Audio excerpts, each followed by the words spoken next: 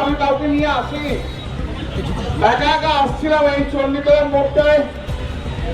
বিজেপির লোকেরা চিৎকার করে গালাগাল দিয়ে মাথায় দূর থেকে ঢিলকি বল বড় নিউজ বল ছুড়েছে। আমি বুঝতে পারছি না, আমার মাথা দিয়ে রক্ত বেরোচ্ছে।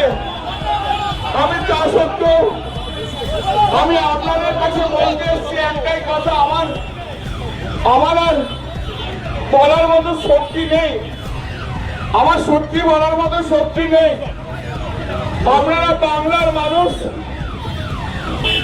আপনারা চণ্ডীতলার মানুষ, আপনারাই বিচার করবেন যে এই যে গুন্ডাগর্দি করছে, এই যে এমপিদের দিয়ে মারছে, এটা কি ঠিক হচ্ছে?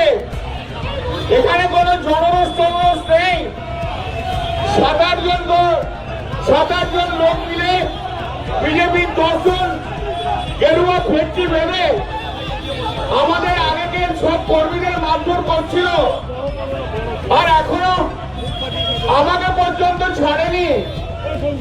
কৌশিকের মুখ ফাটিয়ে দিয়েছে।